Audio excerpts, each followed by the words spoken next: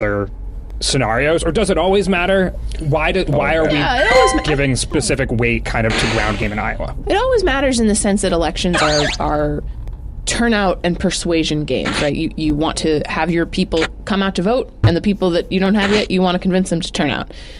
Iowa is so small. It's all about, will you make a commitment to caucus with me? Will you show up for this activity that is sort of involved, right? I think it does, I think in that state, it does kind of become for people, it's like, ooh, your first time caucusing, right? It's like this thing. So the idea of kind of like hyping up people and making sure they turn out and like hoping it doesn't snow or whatever it is, like that is a big deal. I do think that that's true. And the other thing is the state is so inundated by ads and all this stuff that it does make a difference, I think, to these people they're saying, okay, who have I actually, what campaign have I actually spoken to? Who came to my door? Who seems to be kind of putting the effort in? Well, also, just as Claire and Nate were saying, ground game always matters. In like a general election, it's like pretty marginal, let's say a few percentage points at most. But in Iowa, you get 2 bites at the apple, essentially. The ground game does to influence the race, right? It's who are you turning out to caucus? And then once the 15% threshold kicks in, you get another bite at the apple to, as these guys were saying, be in the room, persuading people. Exactly. So it's like, it's kind of, there's this extra ground game impact point, leverage point. We're going to continue talking about the contest in Iowa, but first, today's podcast is brought to you by Upstart. Between hitting the gym, eating healthier, or learning a new skill, there's lots of ways we can better ourselves in the new year. A great way to do that is by tackling high-interest credit card debt. Upstart.com is here to help. Upstart is the revolutionary lending platform that offers smarter rates to help pay off high-interest credit card debt. Upstart goes beyond the traditional credit score when addressing credit worthiness. They actually reward you based on your education and job history in the form of a smarter rate. They make it fast, simple, and easy to check your rate. And the best part, once the loan is approved and accepted, most people get their funds the very next business day. Over 400,000 people have used Upstart to pay off credit cards and meet their financial goals. See why Upstart is ranked #1 in their category with over 300 businesses on Trustpilot, and hurry to upstart.com/politics to find out how low your Upstart rate is. Checking your rate only takes a few minutes, and again, that's upstart.com/politics. We're back with our conversation about the state of the race in Iowa, and as we were mentioning, it's pretty uniquely clustered, and I'm curious this time around, this means that somebody could win, get the plurality by 1 to 3 percentage points, right? Say the winner gets 22% and the next person gets 21%. In terms of delegate count, that matters very little, but could the fact that it's all so close just frustrate the message coming out of Iowa and make it less significant? Well, there are also 3 different ways that's going to announce the vote count. They're going to announce the vote count when people come in initially before this realignment 15% thing. They're going to announce the vote count after that. Then they're going to announce what's called delegate equivalence, which is a traditional way of doing it, which is, I think technically you are electing people to attend state conventions in Iowa, which then elect delegates to the national convention. So it's how many state convention delegates you're estimated to have. And so if it's very close, you could have, let's say, Biden leads in the initial preferences, Warren leads after realignment, and Sanders leads in state delegates, right? So you could definitely have, ambiguous outcomes that way. And does that just mean that whoever spins it most successfully wins, or does that mean that, New Hampshire is even more important and Iowa becomes a wash? Look, if I were a candidate hoping to get a bounce out of Iowa, then this ambiguity would worry me. I'd put it like that. Well, that makes sense, and I don't disagree with it. But you could also see it kind of helping someone get a bounce. If the initial vote count comes out first, actually, will it? I think they're going to be out at the same time. Oh, okay. Yeah. Well, even so, you could imagine worlds where, let's say, Biden is ahead in the initial vote count, but then Warren is ahead in the reallocated one and the delegates one, that being spun as strength for Warren in sort of her being more acceptable to the other candidates. In other words, figuring out who will get a bounce out of a state like Iowa is so complicated to begin with that I think the ambiguity here and how close it is could influence the bounce by dampening it, by just confusing it, but I could also see it like influencing the bounce by screwing with expectations, and there's a bigger bounce. I think it'll probably be that Iowa matters most to Warren and Buttigieg, is my sense, because Biden and Sanders, I think, can make a stronger case for, we got strong states coming up, we've got a Super Tuesday strategy in Biden's case. But for Buttigieg and Warren, for whatever, like Buttigieg, it's kind of obvious, right? It's like he staked his claim on Iowa. And for Warren, I think the accumulating factors of people worrying about her being, quote unquote, too liberal for a general election, the fact that she's a woman, the fact that there's kind of like a little bit of momentum against her, the Sanders team kind of pushing this, like she's the candidate of the elite. If you want to vote for a real progressive, vote for Bernie. He's the OG. To me, I have some sense, and this could be off, I don't know, but that those are the two candidates that would be hurt or helped more by the results of Iowa, whatever they are. So, because they are, I think, a little bit more vulnerable than Sanders and Biden. How traditionally can we quantify what the bounce is coming out of Iowa? How does the model do that? So it looks at both, do you finish first, and kind of what share of the vote do you get relative to expectations. And we define expectations in a particular way, which is how your standing is in national polls. So if Buttigieg won Iowa, people be like, well, he's only at 8% in national polls, right? So therefore, pretty impressive. I guess he's a serious candidate now, right? So yeah, in some sense, if you're a frontrunner, you have more to lose than to gain in Iowa, right? Like Biden would surely, if he could bypass Iowa and strike that from the calendar, he would surely prefer to do that, because even though he has a shot to win, most of the time he won't, and the downside's probably bigger for him than the upside is, because the upside is that, hey, you're the national frontrunner, and like you're supposed to win Iowa.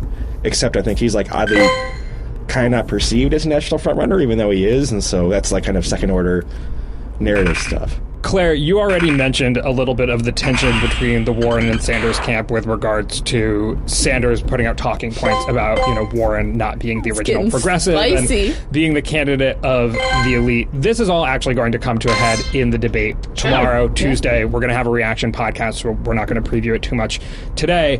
But what are the dynamics as things currently stand on that debate stage? Is the non-aggression pact between Sanders and Warren over? I actually don't think either of them will be particularly confrontational with each other on stage. I actually don't think dispositionally they're apt to do that with each other.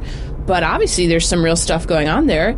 And I think there is some truth to it, right, in the sense of white college-educated voters in the Democratic Party do like Elizabeth Warren quite a bit. And the demographics can be very different for Sanders and Warren support. I do think it's pretty unfair for the Sanders campaign to kind of say she's in the pocket of the elites, that kind of thing. But you know what? Talking to voters, you do hear people saying stuff of, why are you supporting Bernie above Elizabeth Warren? And people will say, well, I think she actually still has some corporate ties. I think she takes corporate money, right? Like, I think that sense is trickling in.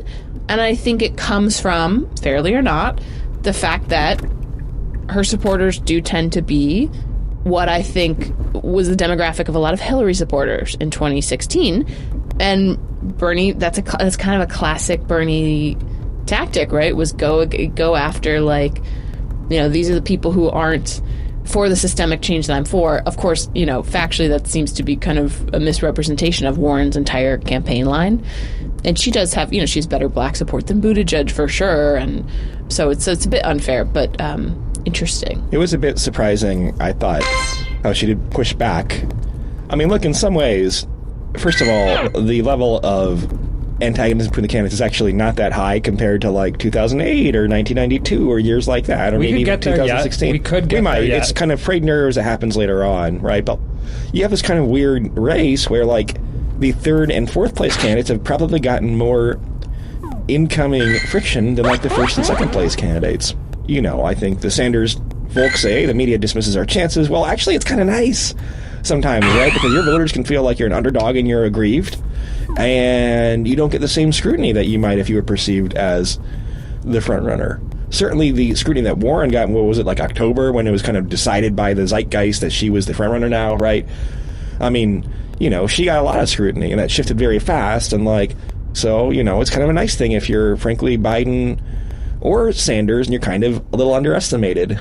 But I'm not sure that's going to continue on until the rest of the primary. And we definitely do. I mean, this is kind of what I think Micah was getting at before. We definitely do have time for a shift in the narrative pre-Iowa.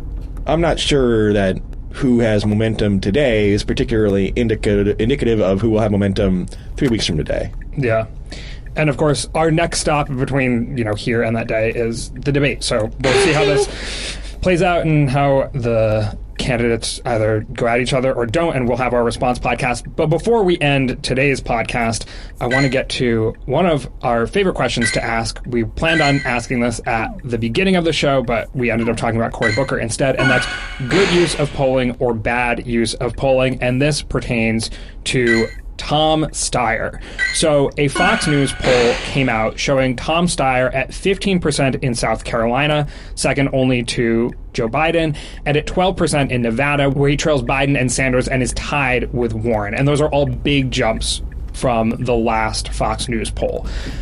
Two types of responses to this poll were, one, incredulousness, and two, frustration from Democrats that a candidate could seemingly buy support in the polls. So let's discuss those two reactions as kind of the uses of this poll. First of all, do these polls seem like outliers? Is there a reason to believe that Tom Steyer has moved up so significantly in Nevada and South Carolina? I think the reason to believe he's moved up is this poll. Fox News produces... Thanks, Micah. Well, let me finish. We hadn't gotten a poll in South Carolina or Nevada in quite some time, point number one. Point number two, Fox News polls are really good polls. And point number three, sure, could this be an outlier? Yeah, but it could be an outlier and Steyer still have gained, right? Just maybe not as much as these polls are showing.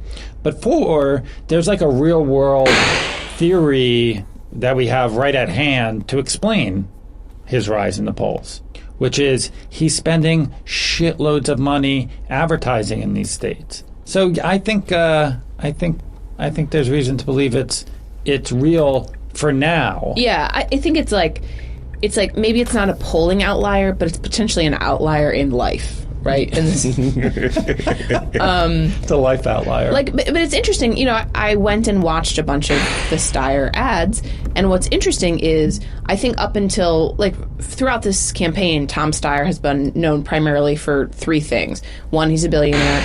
Two, he really wants to impeach Donald Trump and has been saying that forever. And three, he really wants to make climate change his central issue. But if you look at a lot of those ads that he's running, they're ads about the economy.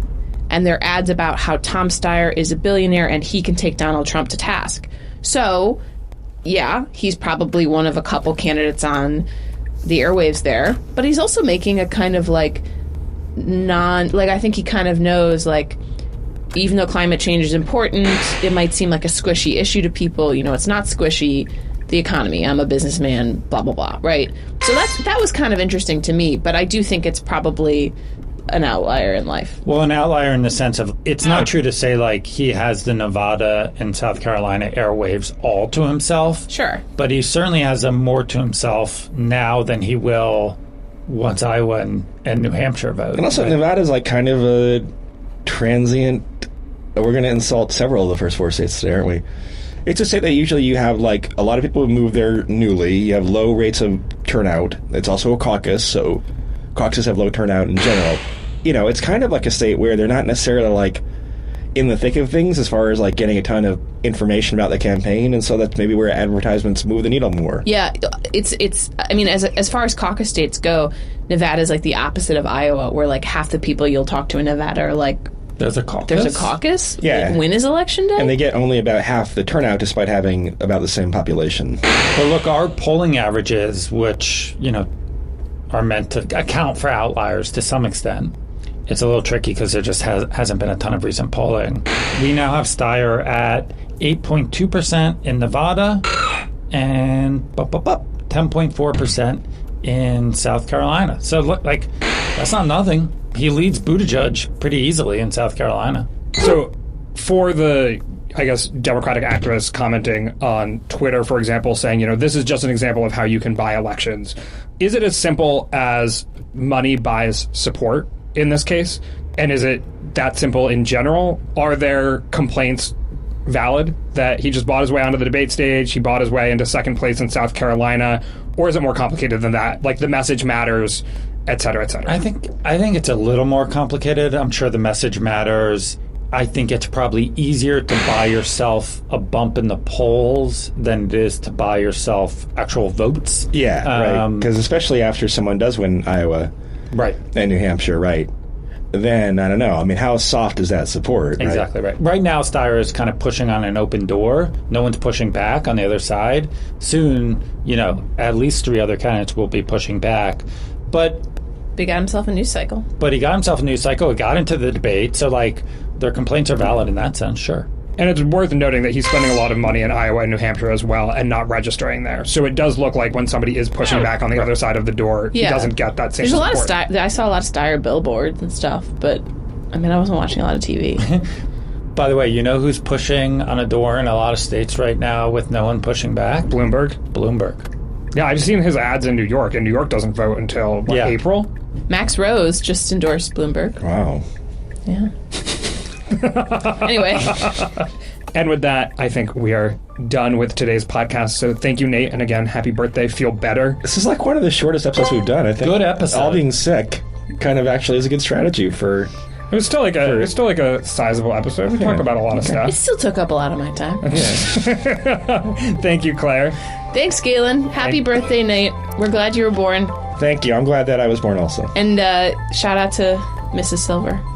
Thank you, Mom and Dad. Yeah, what about his dad? His dad doesn't get credit? Well, his mom did more work on this day. Ooh, probably this day, 26 undoubtedly years ago. True, in fact. And thank you, Micah. Thank you. It was a pleasure spending my Monday morning with all of you. And we've got a lot planned for the rest of the week, so let me give listeners a little bit of a rundown. We're going to have a reaction podcast to Tuesday night's debate. We'll also have the next installment of the Primaries Project out on Thursday. Also on Thursday, we have a live show in Washington, D.C., and there's just a few tickets left. So if you want to join us, it'll be fun. Head over to 538.com/live for more details and tickets. My name is Galen Druk. Tony Chow is in the control room. You can get in touch by emailing us at podcasts@538.com. You can also, of course, tweet at us with questions or comments. If you're a fan of the show, leave us a rating or a review in the Apple Podcast Store or tell someone about us. Thanks for listening, and we'll see you soon.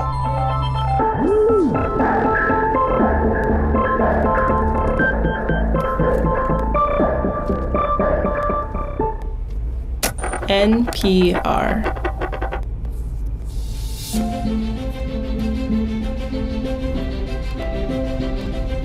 Hello, my name's David Runciman, and this is Talking Politics. This is the 5th episode in our American History series, and Gary Gerstle is going to take us through the story of America's attempts to control its borders during the 20th century, and the neglected chapter of Mexican deportation in the 1930s. Why has the southern border been such a problem for the United States? Talking Politics is brought to you in partnership with the London Review of Books. This Christmas, it's thought that counts. Give everyone you know a subscription to the LRB for just $19.99, and they'll throw in a free 2020 calendar featuring some of the best of their fantastic cover art. Find this special festive offer at lrb.me/Christmas.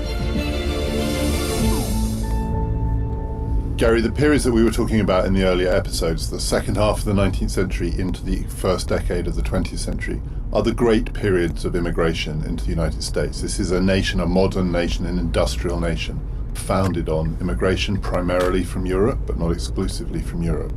And then, as in all of these stories, there is a backlash in the 1920s.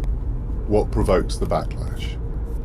First, it should be said how extraordinarily welcoming the United States was of immigrants in the 19th century. It's estimated, we don't have exact figures on this, but these are pretty close, from 1820 to 1920, 35 million immigrants came into a society that numbered only 75 million in 1900. Those are extraordinary numbers. America's never had the immigrant density of the early 20th century again. It's getting closer now, but it won't reach those levels. And there were two reasons for this. One, America was a big country with enormous land mass and great ambitions for economic development, and it was severely short of labor. And even with a very rapid rate of natural increase among the population, it was not enough. And so immigrant labor was absolutely vital for economic development. And then America presented itself as being a different kind of society, epitomized in the poem that's put on the Statue of Liberty in the 1890s by Emma Lazarus, the descendant of immigrants living in New York. Give me your tired, your poor, your huddled masses yearning to be free. The idea that there was a lamp of liberty welcoming immigrants to America, and that for the downtrodden of the world who had the only thing separating them from opportunity and success, security in life, was they had no opportunity in the European continent ruled by monarchs and aristocrats, and here in America their lives would be different. So it was partly an ideological component and partly a labor imperative. Two things happen in the early 20th century. One is the labor imperative becomes less acute. Industry is being built up. Automation is moving forward. These are becoming capital-intensive industries, many of them not quite as dependent on raw numbers of unskilled laborers, which many of the Europeans provided.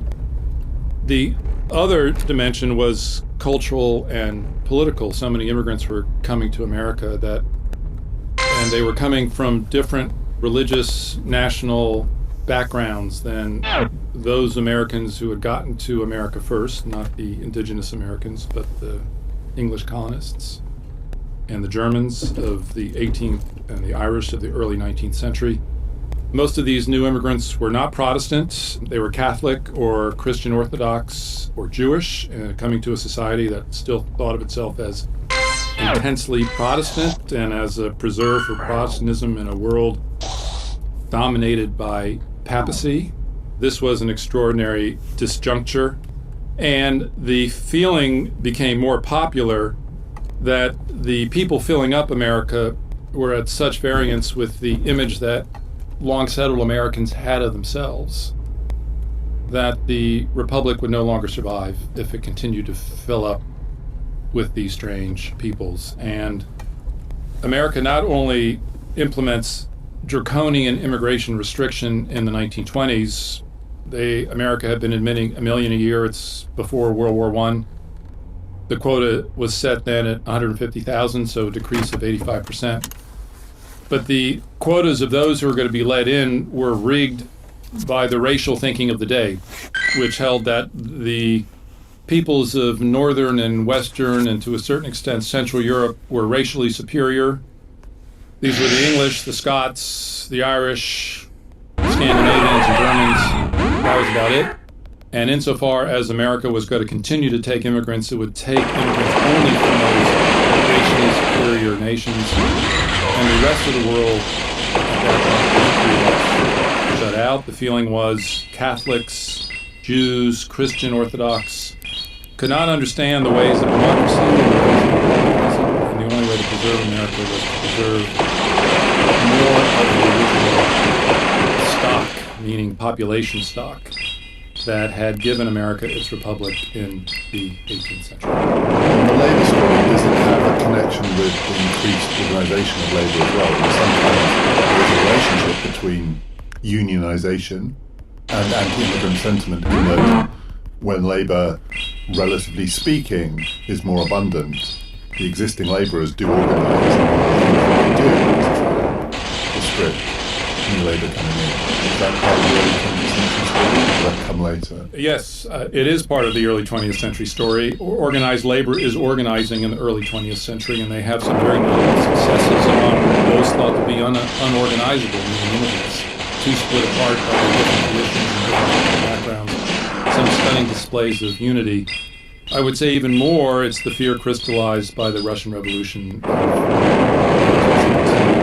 the fear that not just organized labor, but organized labor revolutionary, and two of the groups particularly targeted by the legislation of the 1920s were Jews and Italians. The Jews were thought to be carriers of witches, and the Italians were thought to be the carriers of anarchism. So it's a world that, as a result of World War I, is being convulsed by labor insurgency and by revolution and by the promise or threat, depending on which side you're on, of communist revolution, and communists having successfully established themselves in control of a very large state and then proclaiming themselves dedicated to the prospect of world revolution. Many Americans see communism as the worst threat to America and are determined to raise the walls, the gates, against anyone who might bring that into American society from abroad. It's inconceivable to them that anyone within American society would go in that direction without the aid and assistance of these immigrants. We're talking here almost exclusively about the kind of immigration that comes over the water from Europe. The United States has two land borders, one with Canada, probably won't get onto that one, but the other one is with Mexico, where there is a lot of movement and a lot of immigration, but it's a separate story in some respects in the 1920s to the one that you've been talking about, in that the restrictions, people arriving under the auspices of the Statue of Liberty is one thing, but movement across the southern border is something else. The Mexican story and the French-Canadian story, which we won't talk about further today, are different. The Mexican story is more important because the numbers involved are so much greater. Most of the world, other than those 5 or 6 countries in Western and Northern Europe that I mentioned, if you were from another part of the world, you couldn't come to the United States after the 1920s. The one exception of the 1920s are Mexicans, because it's written into the restrictive immigration legislation of the 1920s that the Western Hemisphere is excluded from this restriction. In other words, free movement from the Western Hemisphere into the United States would continue. So the condition that had prevailed earlier before World War I and back into the 19th century would continue in the 1920s and 30s. The only group that mattered to the restrictionists of the 1920s were Mexicans, because they were the only ones coming in large numbers. And the agricultural corporate interest, which in the 1920s was busy cultivating California and other parts of the West with crops that they were then marketing across the entire United States, they decided that they could not do without Mexican migrant labor, and that the exclusion of Mexican migrant labor would be catastrophic for their industry. And so Mexicans and people from all over the Western Hemisphere are excluded from this restrictionist imperative, and they are allowed to continue to come into the United States. And 500,000 Mexicans come into the United States in the 1920s from Mexico, in many cases taking the jobs and doing the work that the excluded Europeans had been doing before that time. And was the assumption that this might be more transient as well? So people who are coming over the waters are not going to go back after 6 months, but there presumably was quite a lot of flow back and forth, though many, many Mexicans stayed, and we're going to come on to this. But there could at least be the thought that this could be temporary labor rather than permanent settlement. Much of the migration was temporary already. Mexicans coming for growing seasons and then leaving. And also much of this migration, as presented to Congress in the 1920s, was presented as occurring almost exclusively in rural areas, even though that was not the case. There was significant Mexican migration to places like Chicago and Kansas City and cities like Los Angeles and San Antonio, for example. But this is framed as agricultural labor. And part of what the agricultural corporations told Congress was there were no towns and there were no associations in these rural areas except what the growers built for the migrant workers. So these were unincorporated places. There were therefore no rights. These Mexicans were living in circumstances where they had no access to the Constitution, to rights that Americans had, no recourse to courts. And so the growers told Congress that if these people ever start creating trouble, we will take care of them. Meaning we will get rid of them, or we will punish them where they are. We will make life unbearable for them in the United States. We will deport them.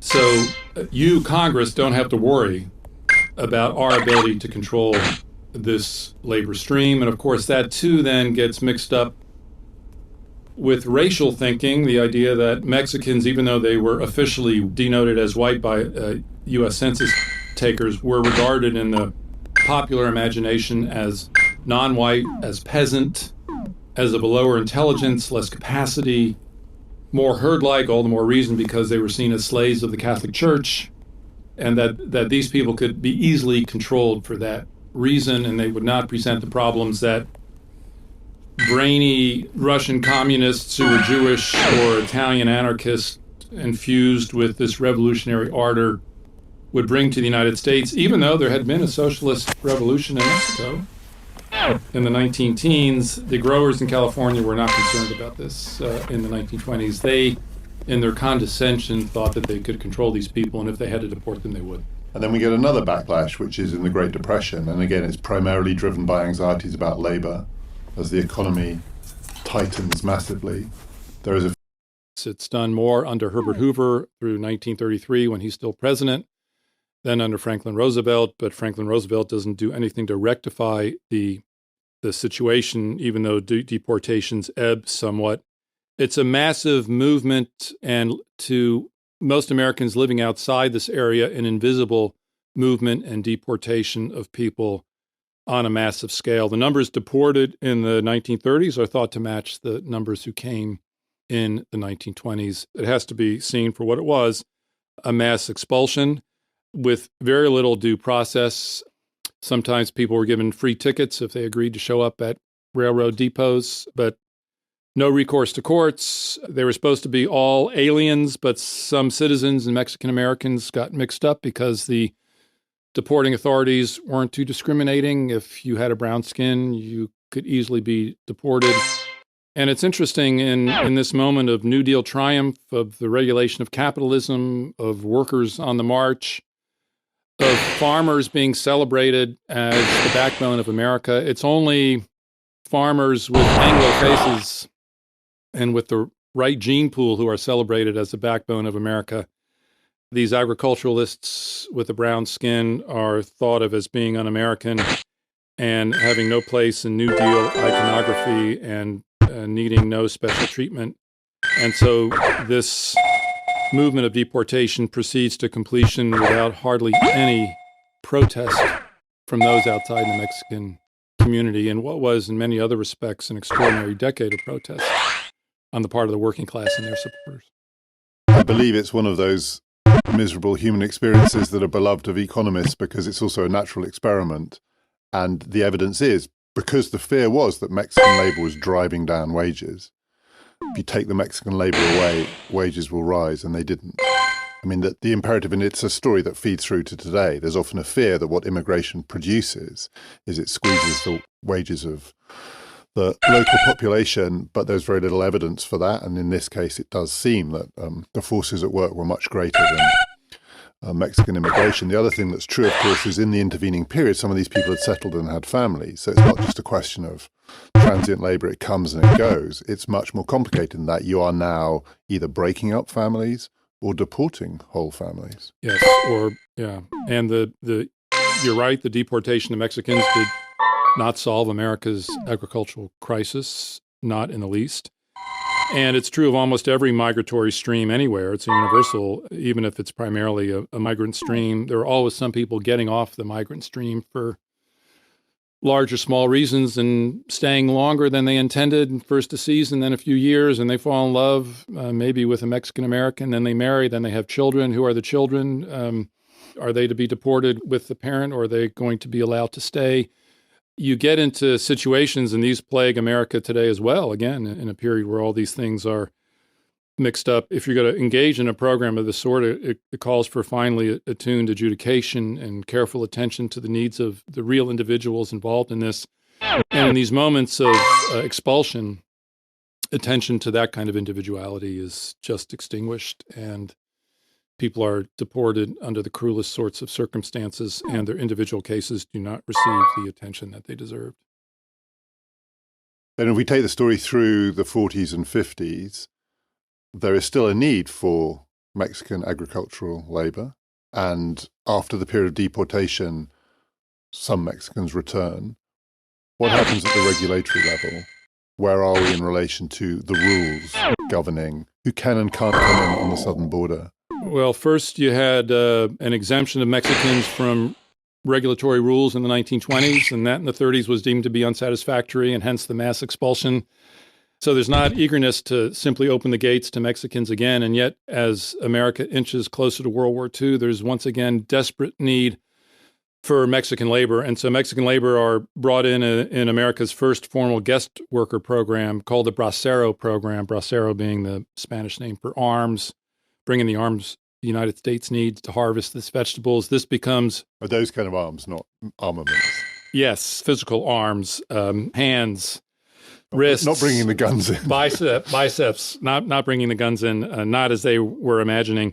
And from the time that this is inaugurated in 1942 until it ends in 1964, 5 million Mexicans are brought in on a regulated guest worker program, the belief being that with this kind of regulation where it's understood from the beginning that this is to be temporary, that Mexican laborers are signing contracts saying they will leave when their contracts are up and will be returned to Mexico, that this will be a much more satisfactory solution for what the United States was still treating as a surplus labor pool that it only wanted in the United States when it desperately needed the labor of Mexicans, and then it wanted the ability to get rid of them when that need was over. But if you imagine the seepage that occurs from a 5 million person migratory labor flow, how many people are disobeying their contracts? It was relatively easy to cross the border illegally. It was easy to stay in the interior. In many instances, you as a Mexican would not be pursued. And the same dynamics we were talking about earlier of Mexicans falling in love with those who were long resident in America, making families, building communities.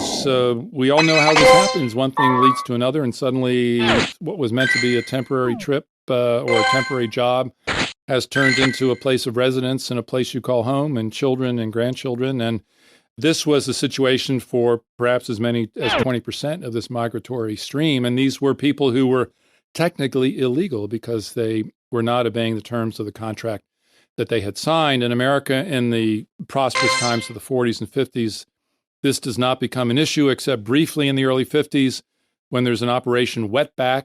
Those who crossed illegally were called wetbacks because they were swimming through the Rio Grande River to get across, and there's an effort at mass deportation, but it does not work like the deportation of the 30s because the demand for labor is too high. So that this continues until the mid-60s when, in the era of civil rights reform, America engages in a long overdue overhaul of their immigration policy, motivated by what I would call good egalitarian principles, that favoring certain immigrant groups on the basis of race over other groups was not a good policy for a country called the United States, consecrated to the proposition that all men are created equal. And there was an effort in the reform legislation of 1965 to put every country of the world on an equal basis, each with the same quota. The overall quota in terms of people being allowed to enter the United States was double, but it was not eliminated. But every country from this moment forth would have 20,000 places in America per year, a principle of egalitarianism being deployed to make amends for what was now regarded as the racist legislation of the 1920s. And in some respects, this was an admirable reform, but it had very bad and unintended consequences for Mexicans because Mexicans have been used to coming in much larger numbers.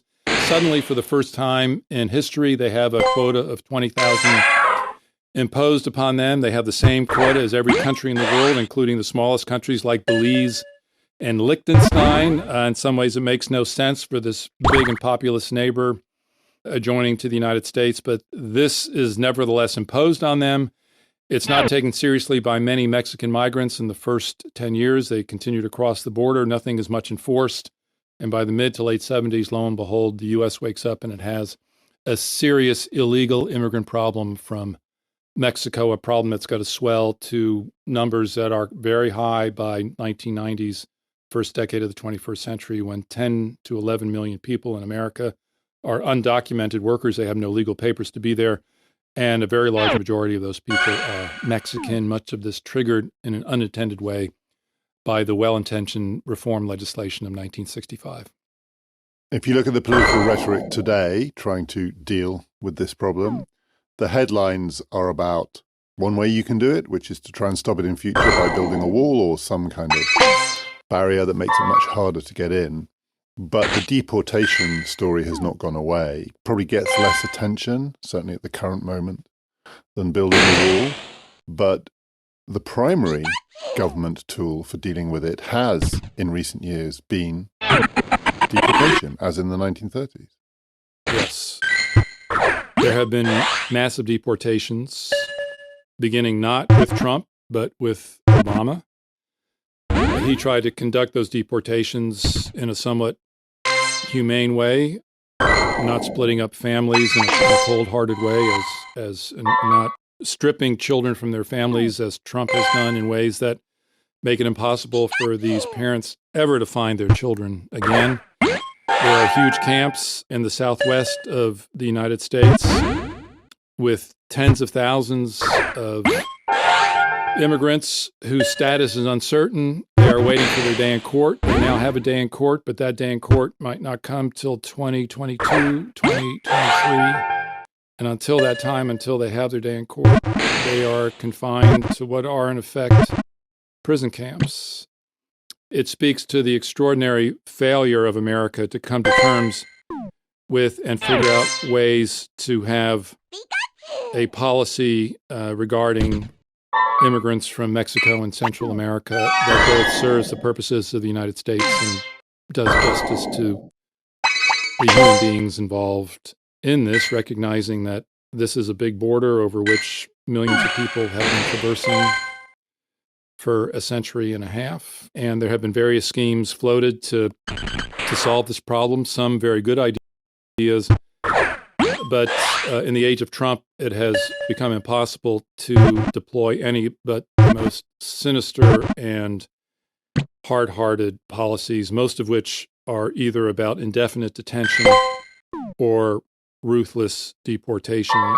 Trump, his earliest campaign slogan was "Mexicans are rapists, peasants who are destroying the fabric of America, who America can never be great as long as they are present among Americans." Building a wall, an impregnable wall against Mexico, was his earliest and one of his most powerful